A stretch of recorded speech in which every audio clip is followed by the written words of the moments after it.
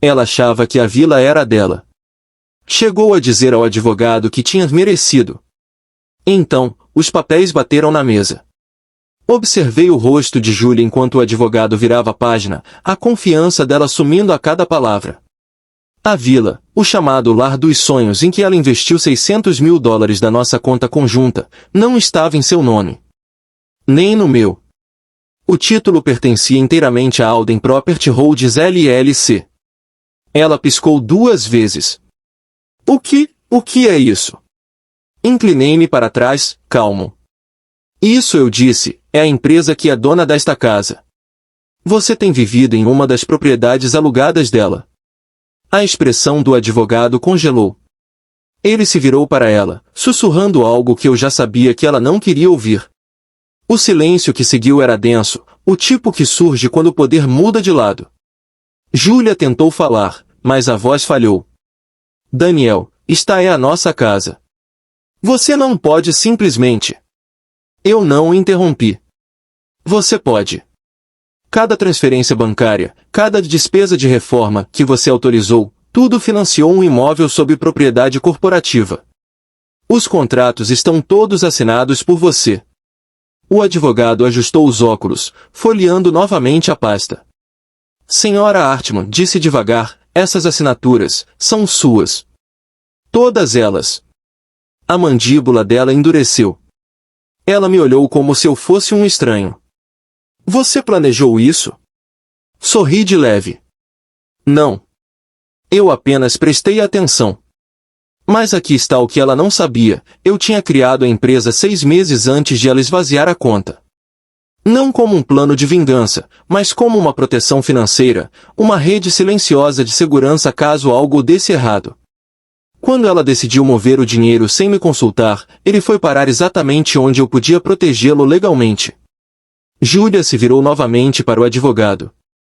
Isso não pode estar certo. Deve haver algum engano. Ele balançou a cabeça. Está tudo à prova de falhas. Cada documento leva de volta a holding do Sr. Hartman. E, por ser classificada como ativo comercial, não entra na divisão conjugal. Foi aí que ela percebeu, não apenas tinha perdido a casa, mas também a vantagem. Durante anos, ela me chamou de cauteloso demais, dizia que eu pensava como um contador, não como um homem com ambição. Mas desta vez, foi justamente esse pensamento cauteloso que a impediu de levar o que queria. Levantei-me devagar, abotoei o paletó e acenei para o advogado. Acho que terminamos por aqui. A voz de Júlia tremia. Daniel, o que acontece agora? Agora, eu disse em tom baixo. Agora seguimos em frente. Separados. Saí sem olhar para trás. Mas o som da cadeira dela arrastando no mármore me acompanhou até a porta. A próxima parte ainda me dá arrepios, não porque senti pena dela, mas porque finalmente entendi como é deixar de ser subestimado. A verdade é que esse momento não era sobre vingança. Era sobre retomar o controle, o tipo de controle que ela achou que poderia tirar de mim no instante em que moveu aquele dinheiro. E, ao sair para o ar frio da manhã, um pensamento se firmou claramente na minha mente, aquilo não era o fim da história. Era o começo da explicação, de como chegamos até ali, e por que eu nunca precisei levantar a voz para vencer. Eu achava que estava construindo a nossa casa dos sonhos. Acontece que eu só estava financiando a dela, e do amante dela. Meu nome é Daniel Hartman. Tenho 42 anos e trabalho como diretor financeiro na Glenmarklen Logistic há 11 anos. Números sempre foram meu idioma, estáveis, previsíveis, sem emoção. Mas o casamento não segue a lógica de uma planilha. Júlia me ensinou isso da pior maneira. Nos conhecemos quando eu tinha 31 anos. Na época, minha vida girava em torno de relatórios trimestrais e dias de 12 horas. Ela dizia que admirava minha disciplina. Você me faz sentir segura, ela costumava dizer. Naquele tempo, isso soava como amor. Hoje, entendo que era conveniência disfarçada de afeto. 9 anos depois, eu tinha construído uma vida confortável, não luxuosa, mas sólida. Daquelas em que as contas eram pagas antes do vencimento, os investimentos cresciam em silêncio e as férias aconteciam 2 vezes por ano, sem preocupação. Júlia adorava contar às pessoas sobre o nosso novo projeto da vila. Vai ficar deslumbrante, ela dizia, mostrando fotos dos pisos de mármore e dos azulejos importados. Eu achava que era o nosso sonho em comum, algo que conquistamos juntos. Mas aqui está o que ela não sabia, eu notei as inconsistências. As notas das reformas não batiam com as listas de materiais. Os empreiteiros mencionavam mudanças que eu não tinha aprovado. E, uma noite, enquanto revisava nossa conta conjunta, vi uma transferência com a descrição Reserva de Design, MT. Eu não reconhecia as iniciais. Júlia desconversou, dizendo que era uma decoradora. Acreditei nela, por cerca de 1 semana. Depois, comecei a investigar. Foi então que percebi que a vila não era apenas um projeto. Era uma fachada. Ela disse que Adam só estava ajudando com as licenças. A verdade é que ele estava ajudando a si mesmo, com minha esposa e meu dinheiro. Durante anos, nosso casamento parecia impecável por fora. Aquele tipo de relação que as pessoas nas festas da empresa apontavam e diziam, é assim que se parece a estabilidade. Júlia cuidava da agenda social, escolhia os vinhos certos e sorria nas conversas com as esposas dos executivos.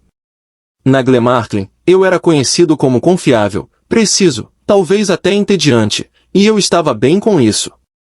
A consistência silenciosa constrói confiança, e a confiança constrói influência.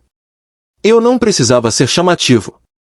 Só precisava estar no controle dos números. Júlia, no entanto, queria emoção. Ela costumava dizer, você é calculado demais, Daniel. Não gosta de correr riscos. Eu deixava passar. Em finanças, correr riscos te leva a uma auditoria. Mas quando ela conheceu Adam, o consultor imobiliário responsável pela reforma da nossa vila, essa palavra risco começou a aparecer com mais frequência no vocabulário dela. Adam tinha charme. Aquele tipo que funciona com quem confunde confiança com competência. Falava rápido, se vestia como quem sempre estava indo fechar um negócio e, de alguma forma, sempre aparecia quando Júlia ligava para saber sobre as obras. Ele tem sido tão prestativo, ela disse uma vez, passando as faturas na tela. Você ia gostar dele se realmente conversasse com ele. Eu não via motivo. Meu foco era fluxo de caixa e prazos. A vila era um projeto de 1,2 milhão de dólares, e cerca de 600 mil já estavam em jogo, materiais, mão de obra, taxas de design. Júlia cuidava da maior parte da coordenação. Eu apenas revisava os extratos, aprovava as transferências e confiava na palavra dela. Mas o que eles não sabiam, eu monitorava tudo. Não porque eu não confiasse nela, mas porque precisão é o meu trabalho. E a matemática não estava batendo. As faturas da empresa de Ada incluíam custos de materiais duplicados. As listas de fornecedores não batiam com os pedidos de compra. E um subempreiteiro comentou que Júlia e Adam decidiram trocar o piso de novo. Essa frase, Júlia e Adam, ficou martelando na minha cabeça. Naquela noite, perguntei casualmente no jantar, você tem passado muito tempo com o Adam, né? Ela sorriu. Não seja ciumento. Ele só explica o processo melhor que você. Eu ri, até concordei. Mas por dentro, algo clicou. O tom dela não era defensivo. Era desdenhoso, como se ela já tivesse decidido que eu era irrelevante nessa parte da nossa vida. Foi então que comecei a copiar cada documento ligado à conta da vila. E-mails, recibos, confirmações de transferência, tudo salvo em uma pasta chamada Auditoria T3. Nas semanas seguintes, o celular dela começou a tocar em horários estranhos. Ela saía do cômodo para atender, sussurrando sobre prazos e aprovações. Uma vez, ouvi ela dizer, ele não vai perceber. Ela congelou quando me viu atrás dela, depois riu. É sobre o pintor, Dan. Você é tão desconfiado. Eu não estava desconfiado. Eu estava paciente. A próxima parte ainda me dá arrepios, não pelo que descobri, mas pelo quão cuidadosa ela foi. Ela não era descuidada. As transferências passavam por fornecedores fictícios com CNPJs reais.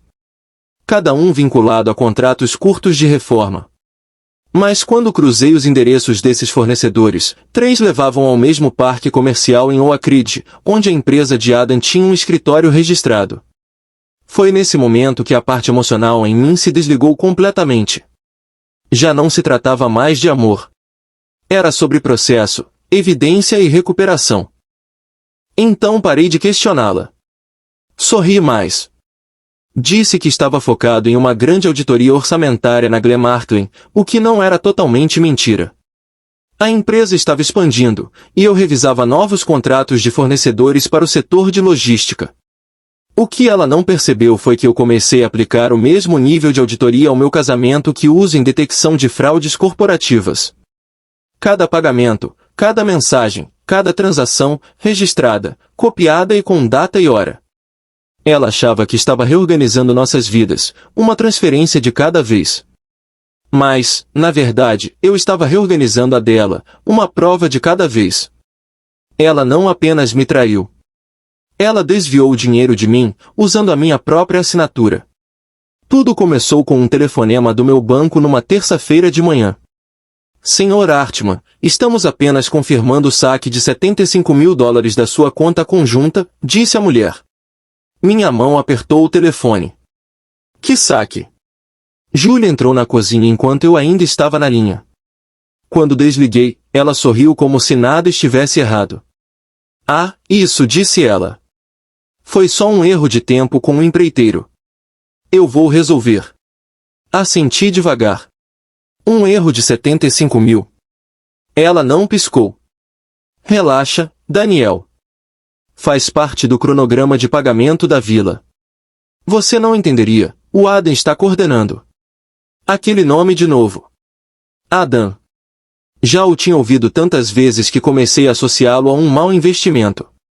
Depois que ela saiu para a reunião de design, abri meu laptop e entrei na nossa conta. O saldo estava errado, não um pouco, mas muito. Diversas transferências de 6 dígitos haviam sido feitas nos últimos 2 meses. Cada uma rotulada como pagamento para Hartman Real Developments. Eu não tinha nenhuma empresa com esse nome. Foi então que meu pulso desacelerou. Não de pânico, de foco. Pesquisei o registro. A empresa existia. Endereço, CNPJ, licença comercial. Mas o proprietário listado? Adam Trent. Fiquei olhando para a tela por muito tempo. Não com raiva. Apenas calculando. Eu poderia ter ligado para ela na hora. Exigido respostas. Mas confronto nunca favorece quem não está preparado. Então fiquei em silêncio. Queria ver até onde ela iria achando que eu ainda estava cego. Nas 2 semanas seguintes, desempenhei meu papel marido quieto. Diretor financeiro sobrecarregado. O homem que nunca faz muitas perguntas. Ela começou a relaxar de novo.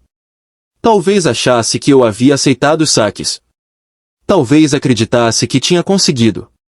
Mas o que ela não sabia, eu já havia contatado um colega da área de compliance na Glenmarklin. Alguém especializado em rastrear fraudes corporativas. Juntos, rastreamos cada pagamento feito da nossa conta conjunta e confirmamos o que eu suspeitava. Todo o dinheiro estava sendo desviado através da empresa de Adam para um projeto imobiliário registrado em nome dele. Foi aí que o pessoal virou profissional. Uma semana depois, encontrei um velho amigo para almoçar, um consultor de cadeia de suprimentos que havia nos ajudado na expansão de propriedades da Glenmarklin anos atrás. De passagem, ele disse, não esperava ver sua esposa aqui na semana passada. Olhei para ele. Minha esposa? Sim, a Júlia. Ela estava aqui com aquele cara do mercado imobiliário, Adam alguma coisa. Pareciam próximos. Ele hesitou, talvez percebendo o que acabará de insinuar. Eu apenas sorri de leve. Eles têm trabalhado juntos em algo. Ele assentiu, sem jeito. Mas meu coração não quebrou. Congelou ponto naquela noite, esperei até Júlia dormir. Então abri a gaveta do escritório dela.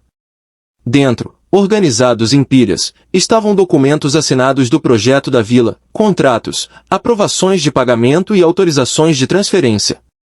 Fui folheando cuidadosamente, página por página, até ver minha assinatura perfeitamente replicada.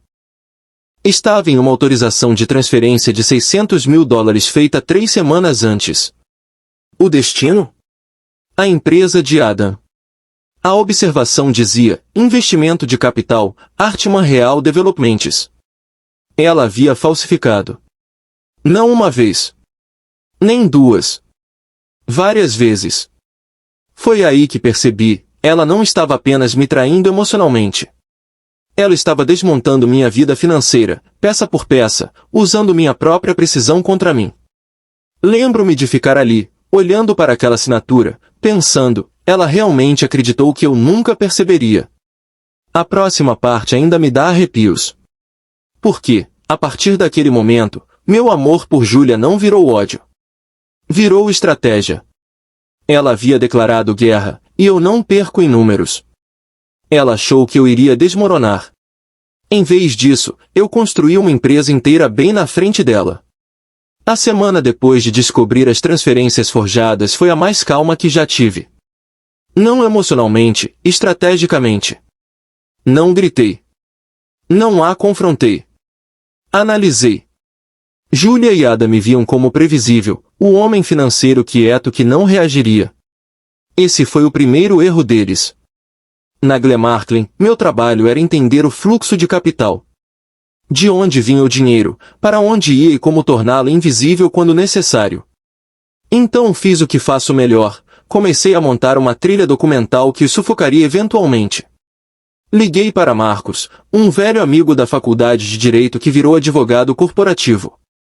Não dei todos os detalhes de início, só o suficiente para mantê-lo interessado. Marcos, hipoteticamente disse, se um homem quisesse transferir a propriedade de um imóvel de uma conta conjunta para uma holding, sem violar as leis de divulgação conjugal, como ele faria isso? Ele pausou. Depende do propósito. Proteção de ativos, respondi. Gestão de risco a longo prazo. Ele riu. Você sempre pensou como um diretor financeiro. Certo, me mande os números. À meia-noite do mesmo dia, a Alden Property Holdings LLC foi oficialmente registrada. Certifiquei-me de que o endereço de registro correspondesse a um escritório satélite da Glenmarklin, nada rastreável a mim pessoalmente. O propósito declarado da empresa, gestão de dívida imobiliária e recuperação de garantias. Legítimo bastante para passar por qualquer auditoria. Mas aqui está o que ela não sabia, eu já havia reclassificado os fundos de reforma da vila como um empréstimo garantido sob essa entidade. No papel, Júlia havia assinado sem saber a autorização para aquela conversão semanas antes, enterrada entre os documentos do empreiteiro que ela revisou sem ler. O contrato de empréstimo estabelecia que a propriedade, a vila, era garantia contra uma dívida empresarial de $1,2 milhão. E como a LLC agora tecnicamente detinha a dívida, a Alden Holdings possuía a casa. Estava à prova de falhas. Na noite seguinte, Júlia comentou casualmente, acho que vou me mudar para a vila em tempo integral no mês que vem. Recomeçar. Assenti. Isso é bom. Você merece. Ela sorriu, satisfeita, confiante de que havia levado tudo. Mantive a expressão neutra. Mas por dentro, cada palavra que ela dizia virou dado. Cada cronograma que ela compartilhava me ajudava a finalizar a estrutura. Naquela noite, revisei novamente o Código Tributário, especificamente a seção 1041, a que rege transferências de propriedade entre cônjuges.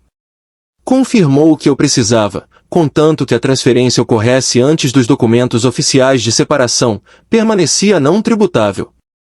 Ou seja, legalmente, ela não poderia contestar depois como ativo oculto. Eu não queria destruição. Queria controle. Foi então que Marcos ligou de volta. Daniel, a papelada está pronta. Mas me diga, isso é proteção ou preparação? Respirei fundo. Ambos. Ele ficou em silêncio por um momento. Depois, você sempre esteve 3 passos à frente. Ele não fazia ideia. Porque enquanto Julia planejava sua saída com Adam, eu estava escrevendo os termos da expulsão dela. A próxima parte ainda me dá arrepios, o momento em que percebi que ela já havia assinado o documento final que garantia que ela nunca possuía aquela vila. Ela achou que estava autorizando uma simples atualização de seguro. Na realidade, ela assinou a última peça da sua própria alavancagem. E eu me certifiquei de que a assinatura combinasse com a dela, perfeitamente. Ela achou que eu perderia tudo no divórcio. Em vez disso, ela saiu levando a dívida que criou. Julia entrou com o pedido um mês depois que se mudou, ousada, confiante e já falando sobre divisão justa.